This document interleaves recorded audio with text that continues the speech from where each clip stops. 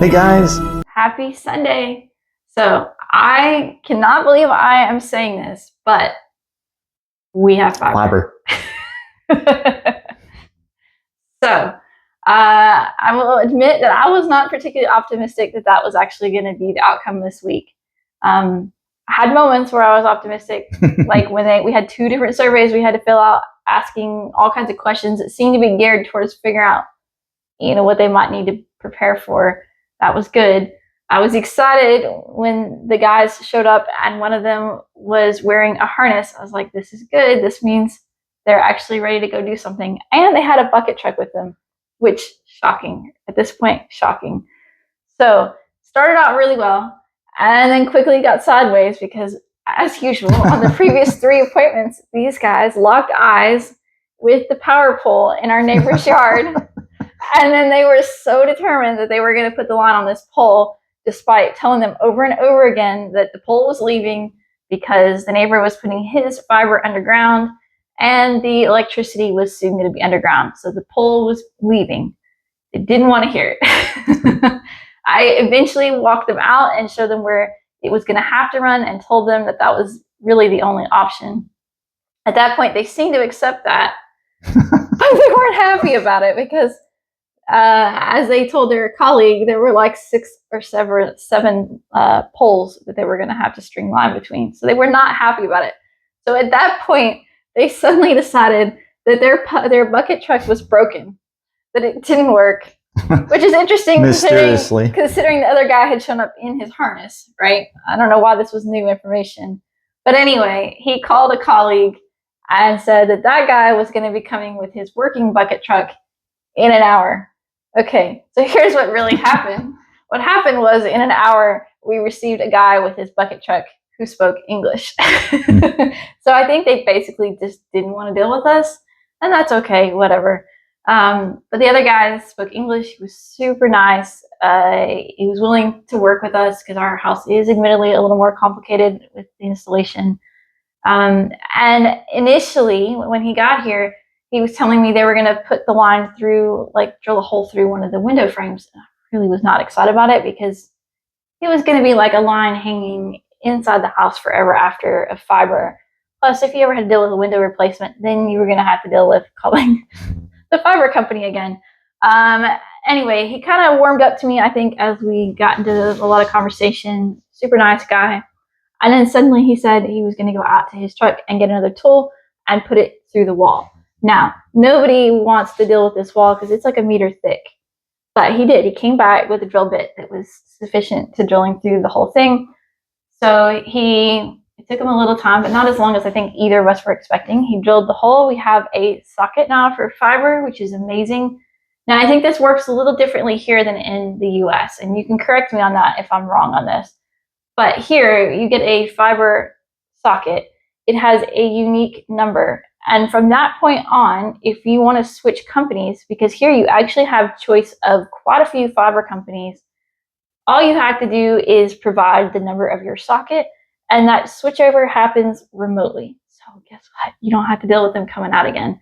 Now, we hadn't even gotten fiber at our house in Tennessee. It wasn't available before we moved. I think it shortly thereafter became an option. But you're locked into like one choice, one provider for the area. So it's pretty awesome that you have a whole array of choices here for fiber, for your electricity, just all kinds of things. So you really, as a consumer, have a lot of solid options. So does this mean the fiber is done? No. So he did come in and install the socket, as I mentioned, and he set up the router, and we have since set up one of the decoders on a TV. Now, our package included 3 repeaters and another TV decoder. None of that stuff ships to you when you set up your fiber here. You have to go online separately and order those components. And according to like the fine print that I read at some point, you have to space your requests for each of those pieces by 48 hours. So you can't just go online and be like, you know what, I want fiber, and this is the package, and then they'll mail you all this stuff. No, you have to sit there and go on there and request one repeater, wait 48 hours, request the next repeater, wait 48 hours. So it's a little tedious, and it does probably mean we'll be running to the bar to pick stuff up about a billion times. But we're really encouraged because for the part of the house that the fiber works in right now, we have excellent coverage. So I think overall a major win. Yeah. Okay, so what else did we do this week? I've made notes because it's a lot to remember. Oh, so of course, after a successful fiber install, this was like 2 months in the making, we went out and celebrated a little bit. So that meant a pizza out of the machine. Because we're high spenders there, guys. And then we explored a couple beaches or towns that we had never been to before. And that led to coming across 2 really cool examples of sharing economy. So I feel like there's kind of a disconnect in modern society where people feel like if they're going to need something, even if they're only going to need it once or on an occasion, they feel like they have to own it. And it's a shame because then, it's a lot of expense to go buy the thing, and then you've got to figure out how to store the thing, and suddenly you need more space to store the thing. I just really love examples of sharing stuff. And so I found 2 really cool, unexpected examples this week, and I've shot a little footage for you guys with that.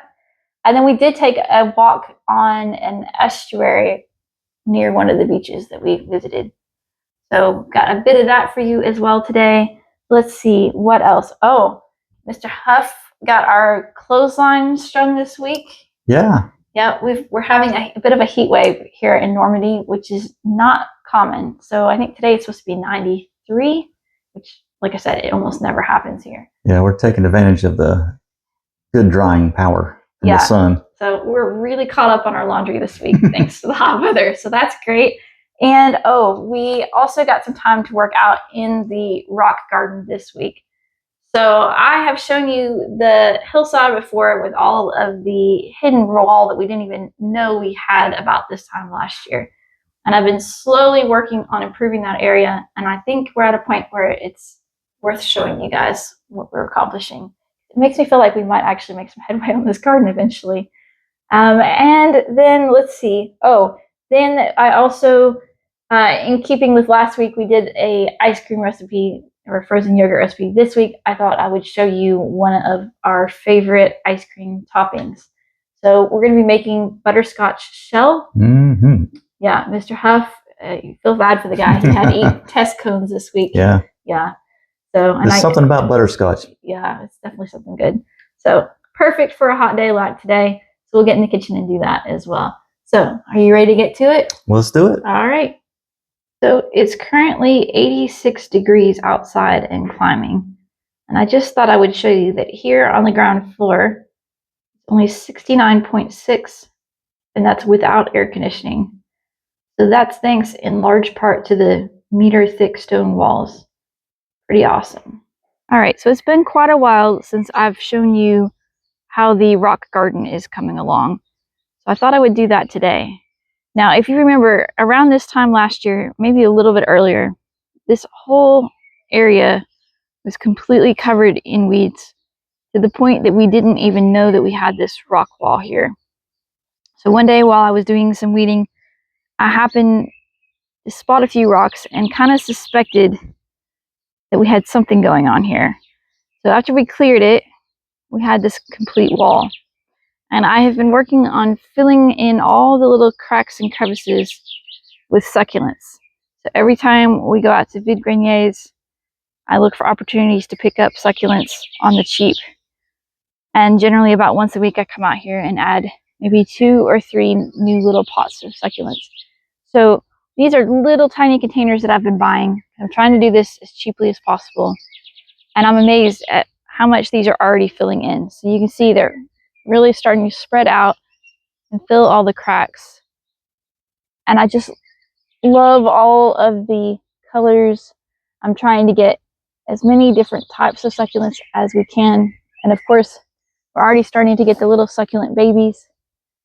So we'll let those get a little bit bigger, and then I'll start transplanting some of those into some of the other cracks. So the goal is to get this to where all of the cracks are pretty much stuffed with succulents, so that there are very few opportunities for weeds to get in. And then this should become a pretty low maintenance part of the garden, which it has not been to this point. So I'm super happy with what we've gotten done so far. It's always nice to look out the window and to see all of the succulents. Now, these ferns were already here, so we were lucky to have those, as well as all of this euphorbia that you see here on the other side of the staircase. And then even on this side, we've been tucking in all sorts of different succulents. So it's really exciting to come out here and see them growing and filling in. Now let me take you to the upper tier of the Jeet garden, and I'll show you how the succulents are coming together up there. So still very much a work in progress, of course, but check it out. So Mr. Huff edged in a nice neat line for me this week, and I got out here and did some weeding, because at this point this bed is still a battle between all the hay or grass that's here and the succulents that we want to fill in. But it's beautiful, and I can just imagine once everything fills in and crowds out all the weeds, how amazing this is going to look over here. So bit by bit, and like I said, all of these were tiny little containers. So this was a little container probably about this big last year, and now it's already a massive mound. And I have some sedums and other things here on the other side. I'll show you that as well. So this is all sedum stone crop, and that will fill in pretty quickly. That was something I always had in my other garden. It gets beautiful pink flowers in the fall on the top. And this is definitely winning the race right now. So I think this was just 3 little pots, and it has spread like crazy in the short time that it's been here, and it's beautiful. And the great thing is it's doing a wonderful job shading the soil, so we're not getting many weeds growing underneath it. And then check this guy out. He just started flowering this week. So super pretty. So as you've probably seen in previous videos, I really have my work cut out for me in terms of getting all of the invasives out of the yard and landscaping and all of that. So it's nice to just focus on one area, which is what I've really done. We're working on removing invasives everywhere, but just one area where we're trying to turn things around, so that you kind of see all the progress in one spot, and it's motivating. So I think the next thing I'm going to be working on, because I'm kind of getting excited about this area, is dealing with the massive invasives up here on this Jeet garden. So there's the little fairy door that we put on the tree last year. We had hornets in there this time last year, and putting that little door up just solved that problem for us, so we don't have hornets anymore. But what we do have is weeds that are way taller than me. So this area over here that I'm wanting to clear next is a mix of stinging nettle, that's what we're looking at right here, and blackberries. And here's some blackberries here. Some of this stinging nettle is a good 10 feet tall at the moment. But I think there are probably quite a few good keeper plants in here that are sort of hidden at the moment. So I want to get this stuff out so we can see what we have. And then we inherited several pots like this one here with the house. And I've watched to figure out what each thing is.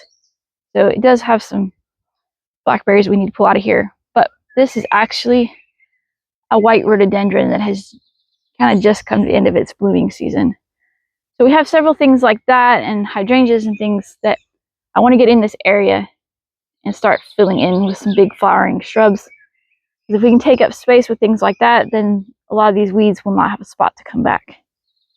So wish us luck, because I think we have got our work cut out for us.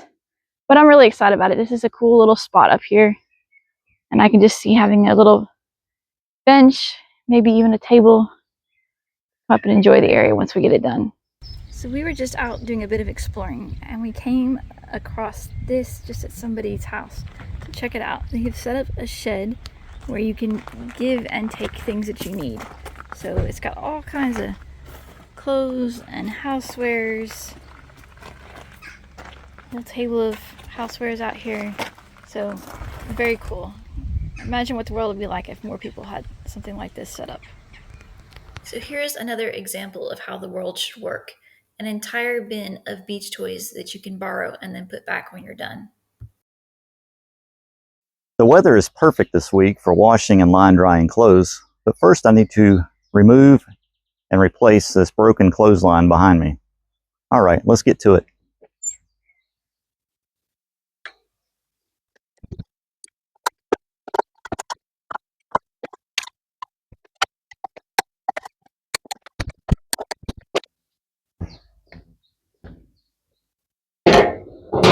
All right, that's the removal. Now the replacement.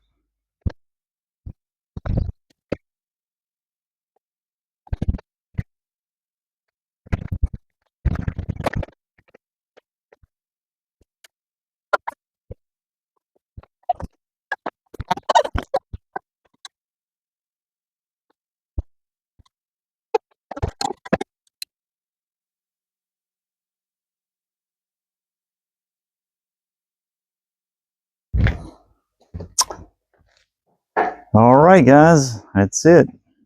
Let's hang up some clothes.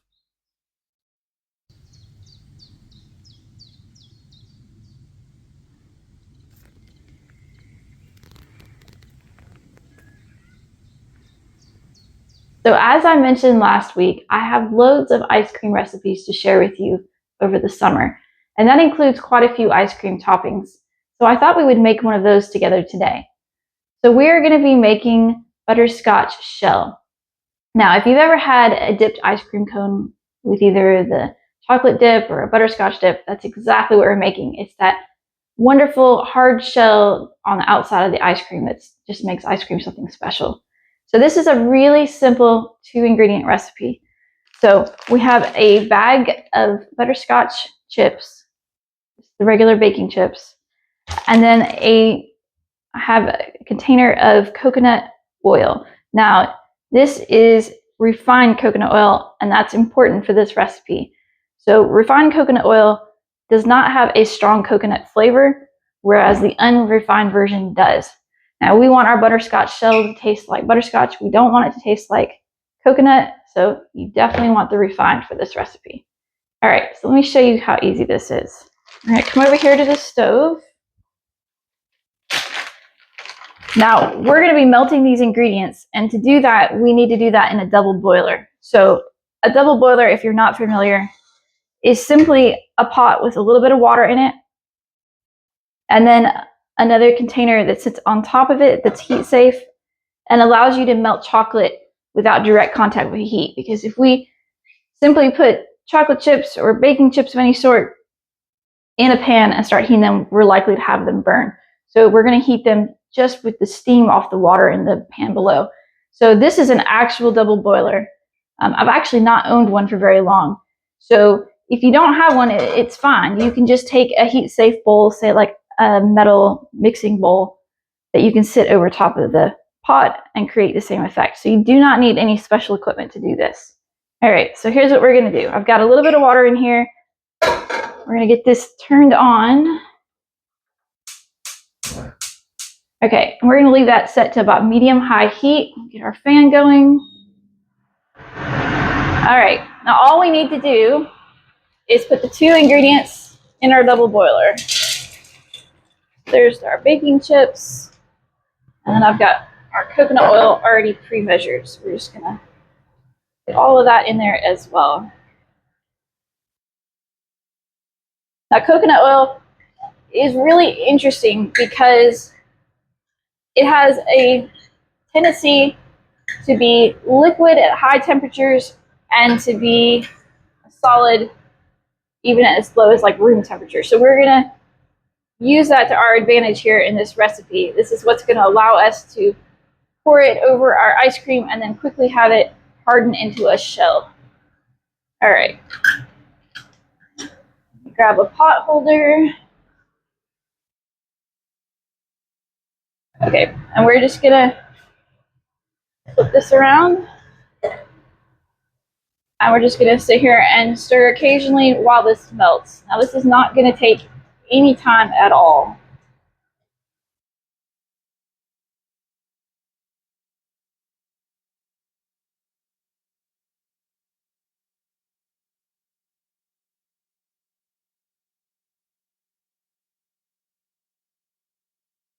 And I make these in several different flavors. I have a chocolate version, a peanut butter version, as well as a strawberry. So if you saw the recipe I made last week that used strawberry powder, you can use some of that strawberry powder to make one of these hard shells. So I will include links to all of those recipes as well as this one if you want to try them all. And the great thing is these will keep for about a month at room temperature and longer if you store it in the refrigerator. So it's something that you can make every once in a while and then have on hand whenever you want to have an ice cream cone. And it would be really fun to make all 4 versions if you were going to do like an ice cream sundae bar. Just something a little different, something that feels special but doesn't really require very much work. So see, we're almost there now. We've got a little bit of coconut that hasn't fully melted yet. So as soon as that does, we'll be done.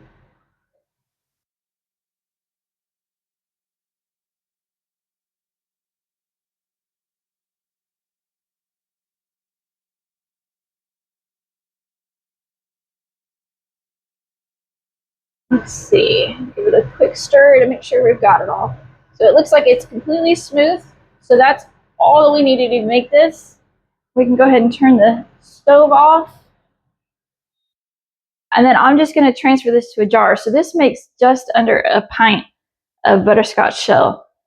So if you've got a handy pint jar, you can just put it in that. So let me flip over here. And one thing I really love about this particular double boiler is it actually has a pour spout on the side. So I am a little bit careful.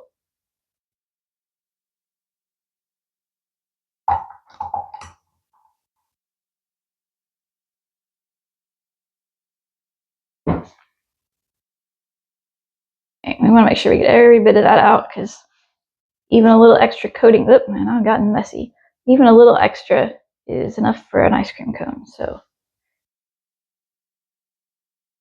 and you could actually use this to coat other things besides ice cream. So if you had, like if you were doing the chocolate version, it would be delicious on frozen fruit.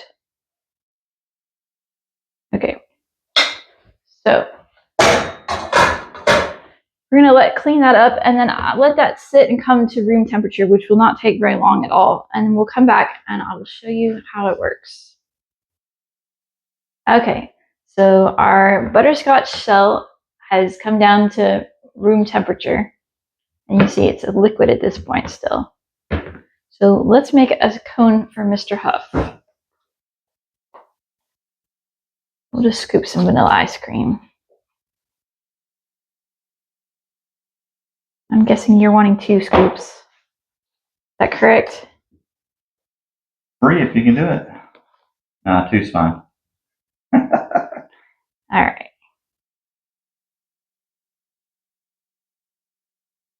Not the prettiest scoops, but they'll get the job done, I think. Okay, so I'm just gonna pour a little bit of this into this bowl so I don't cross-contaminate since I'm doing a dipped cone. You can just pour this over a bowl of ice cream too, straight out of that container. Then we're just gonna pour this over and you'll see that it very quickly hardens into a shell like what you would get if you were ordering a dipped cone at an ice cream parlor.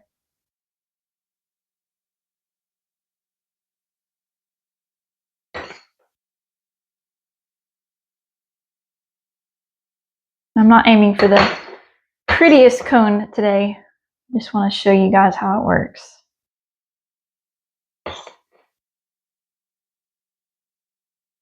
Try to get pretty good coverage.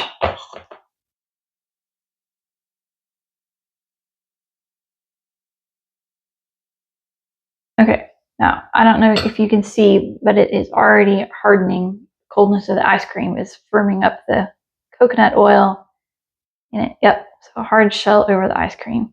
So super fun to do with kids because it just seems a little bit like a magic project. And it's not a very big time commitment in the kitchen either. So definitely recommend giving this a try. And then as usual, I will include a link in the description below the video for this hard shell, the butterscotch, as well as my chocolate, peanut butter, and strawberry versions.